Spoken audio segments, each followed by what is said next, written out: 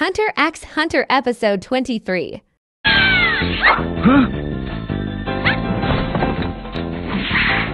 Tomba, magkita na lang tayo mamaya. Ogo! Tumigil ka! Huwag ako, habulin mo! Mali yata ang narinig ko. Hey!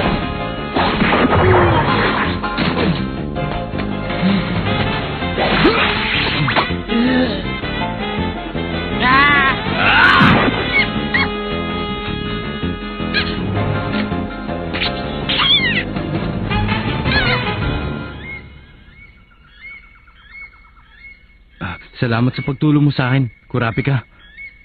Hindi mo ako dapat pasalamatan.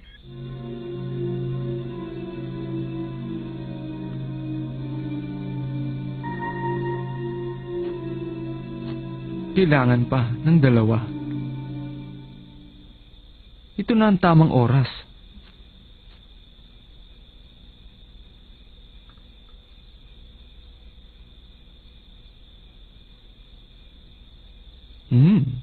Yun. Eksakto.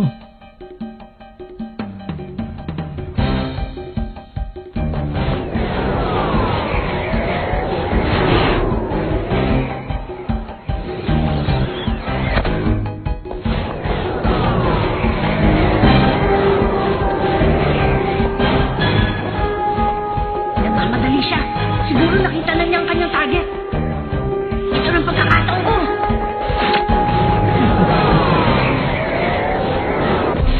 Silang dalawa pala yun.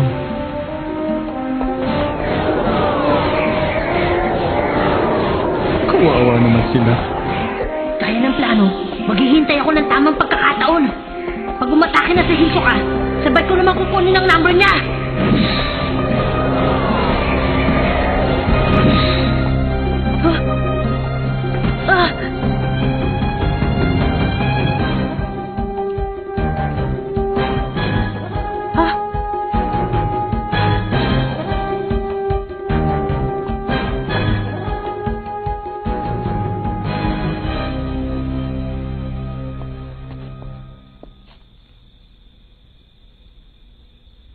Ayun siya. Leorio, Kurapika. Si Hisoka.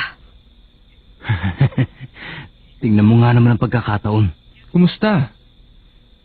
Hindi maaari. Sina Leorio at Kurapika ang kanyang target. Anong gagawin ko? Anong gagawin ko? Ikaw ba ang target niya, Kurapika? Maaari.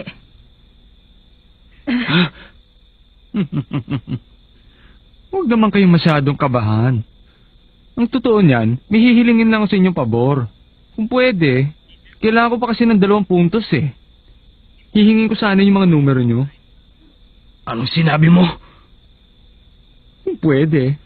Hindi kami nakikipaglokohan. Hindi maaari! Leorio, Ha? ang sabi mo'y kailangan mo pa ng 2 puntos. Ibig sabihin, hindi isa sa amin ni Leorio ang target na hinahanap mo. Tama ba ako? Kung hindi ako nagkakamali, ako ang nagtatanong. Kaya ang mabuti pa, sumagot na lang kayo. Ibibigay nyo ba?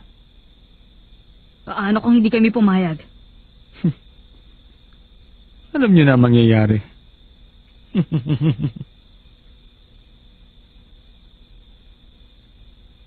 Hindi pwede. Kailangan kong baguhin ang aking plano. Ililigtas ko sila.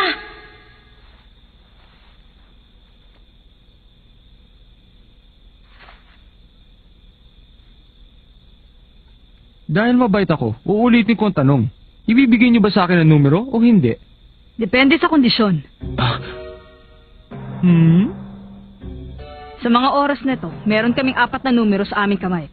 Ang una ay ang sarili kong numero. Ang pangalawa naman ay nakuha ko kanina kay Tomba, ang aking target. Ibang klase talaga si Kurapika. Meron na siyang 6 na puntos. Ang pangatlong numero ay meron lang 1 puntos dahil kinuha namin sa kasabwat ni Tomba. At ang ika-4 na numero Ay ang numerong pag-aari ko.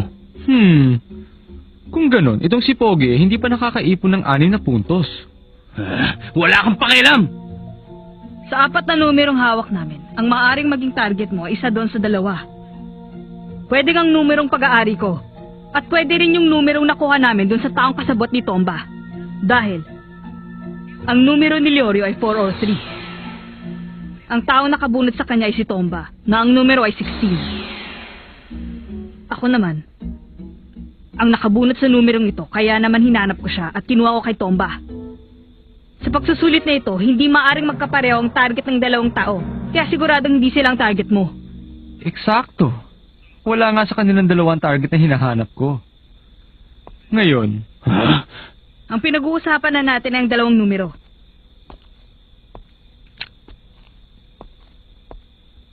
Itong numerong naagaw namin ay 1 puntos lang ang katumbas at ang aking numero. Kung ang hihingin mo ay itong numerong nagmula doon sa kasabwat ni Tomba, walang problema, ibibigay ko sa'yo.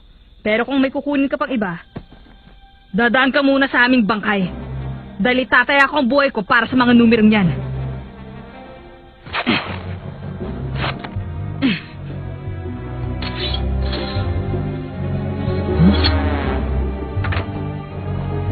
Sa pagkakataong ito, hindi na kita pagbibigyan.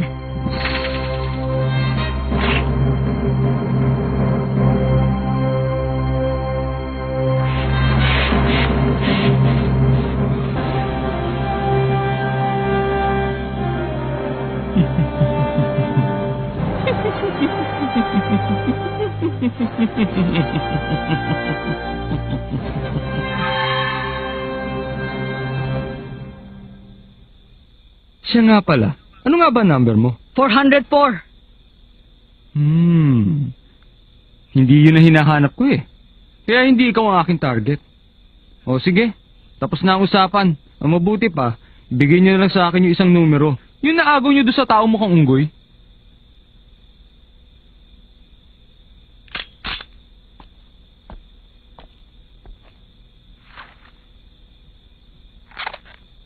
Iiwan namin dito. Wala kayong dapat ipag-alala.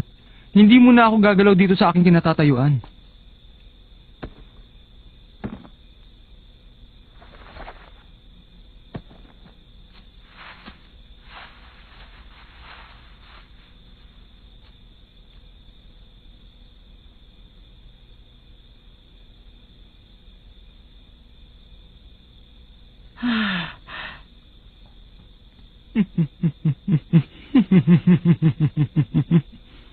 Ano ba naman to? Hindi man lang ako pinagpapawisan sa pagkolekta ng mga numero. Ay, matingnan nga.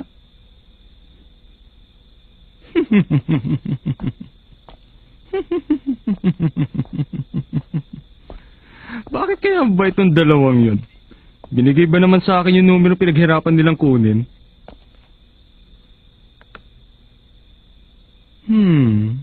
Baliwala. Hindi rin pala to yung target ko eh. Kulang pa rin ng isa.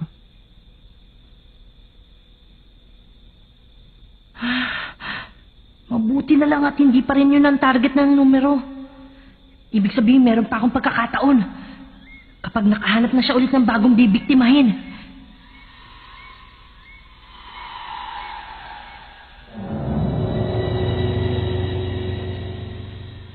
Teka muna. Paano kung makahanap siya ng bagong mabibiktima pero ayaw din makipaglaban sa kanya? Hindi ko naisip yun ah. Paano kung ibigay na rin lang sa kanya yung numerong hawak nito? Naloko na!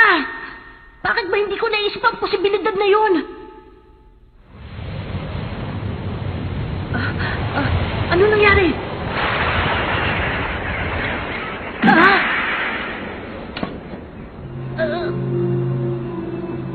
Ano itong nararamdaman ko?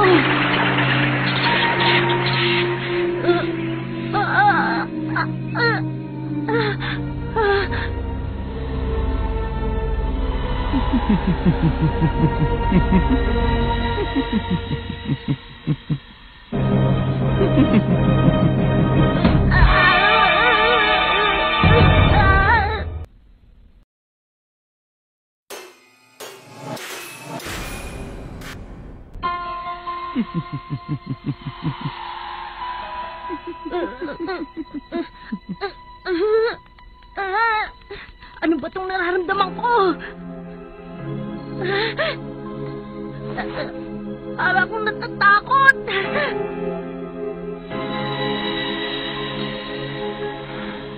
Hindi. Huwag yun.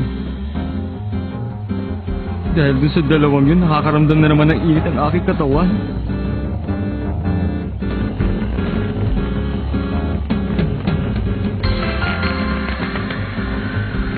Dapat ko itong mapigilan.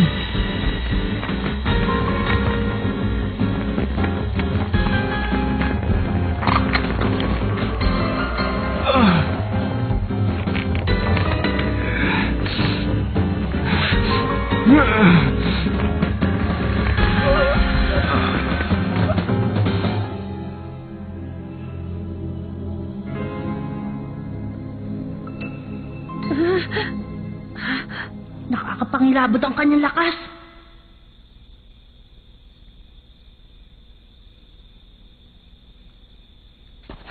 Ayos. Ito na ang tamang oras.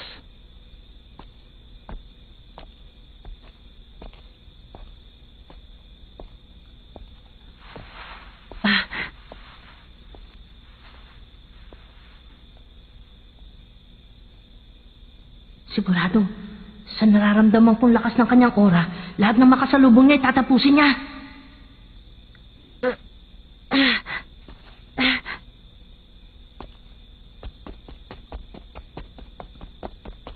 Sana'y wala siyang makitang tao.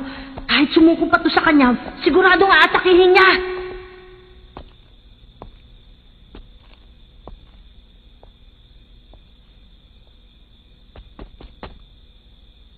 Ito na lang ang nalalabing pagkakataon.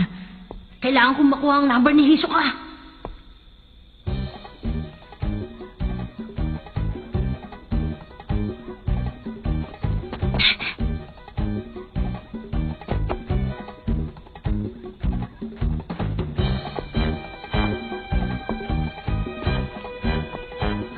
Anong gagawin ko? Kapag sinundan ko lang siya ng sinundan, siguradong hindi ako aabot sa oras na makakita siya ng bibiktimahin. Dapat kong mahanap ang kanyang target. Ha?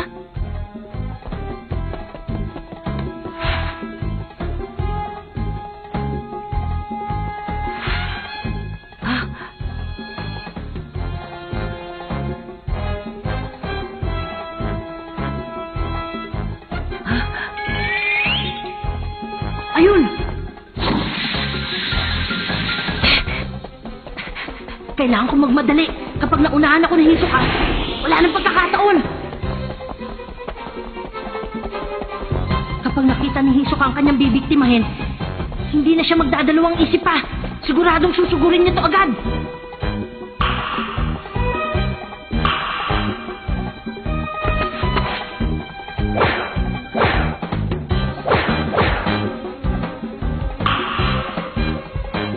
Dito.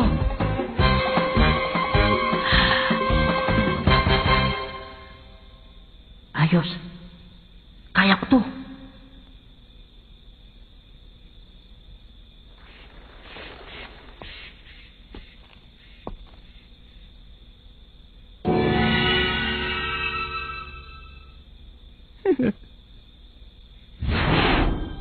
Ayan na.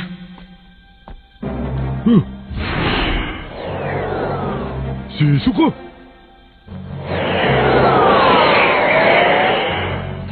Sige, sugod!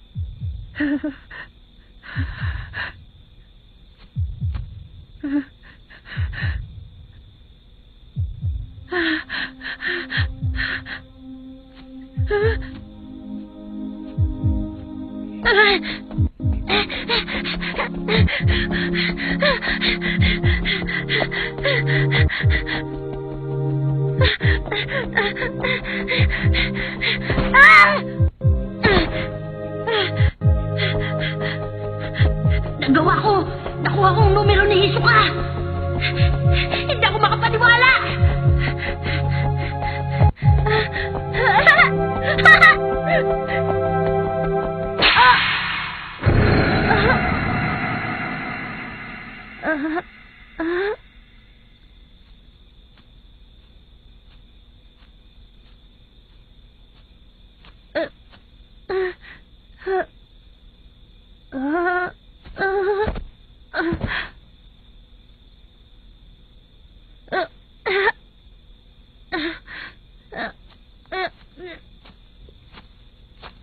₱7,000 beses.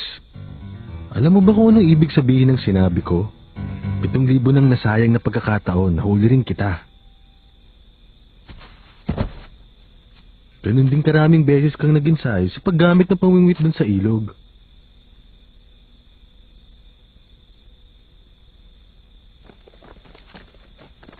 Wala kang kalaban-laban nung ihagis mo ang pamingwit. Pero pinahanga mo ako sa iyong konsentrasyon at kakayahan. Lalong-lalo na nung nakuha mo yung kanyang numero. Napakagaling. Sa susunod, doblehin mo ang pag-iingat dahil hindi mo kilala ang kalaban. May isa pang bagay nga pala. Marunong din akong tumano ng utang na loob. Sa pagliligtas mo sa akin noong bumabagay sa dagat, maraming salamat. Paalam.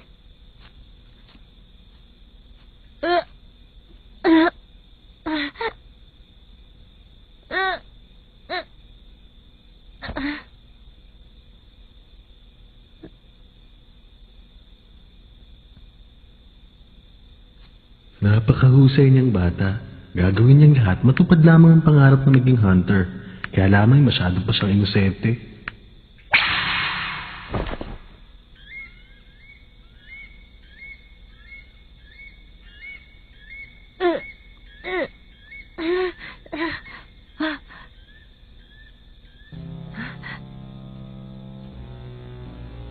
Ay, suka!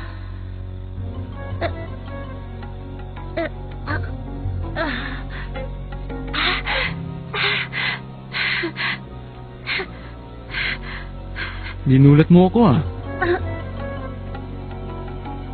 Magaling ang ginawa mo. Hindi ko naramdaman na nandun ka pala sa paligid. Inabangan mo ba ang pag-atake ko sa aking magiging biktima? Paano mo natutunan ng kakayahang yun? Napakagaling. Para ka isang mabangis na hayop sa gubat. Eksakto ang paghagis mo sa pamingwi. Parang wala kang naramdamang takot ng oras na yun. At sinabayan mo pa ang pagbago ng aking aura. Kamangha-mangha ang ginawa mo. Kung hindi ako nagkakamali, naparalisa ang buo mong katawan, bata.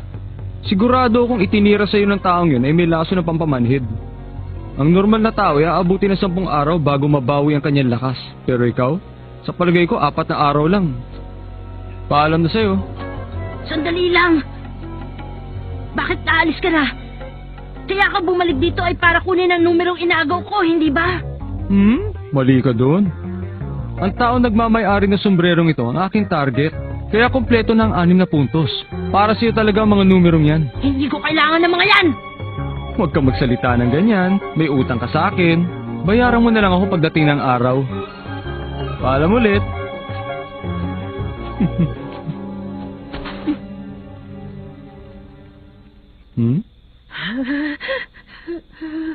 Ayoko magkaroon ng utang na loob sa'yo!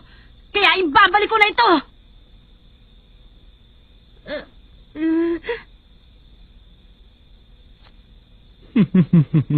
Bahala ka.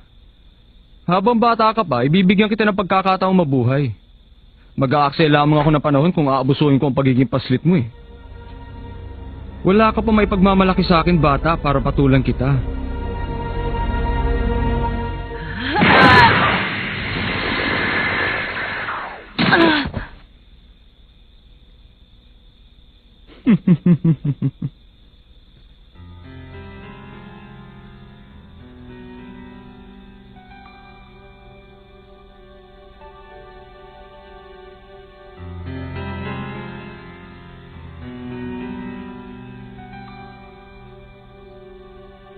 Hanapin mo ko kapag kaya mo na sumutok ng ganong kalakas Tatanggapin ko ang hamon mo. Hawakan mo ang numerong yan hanggang sa dumating ang araw na yon.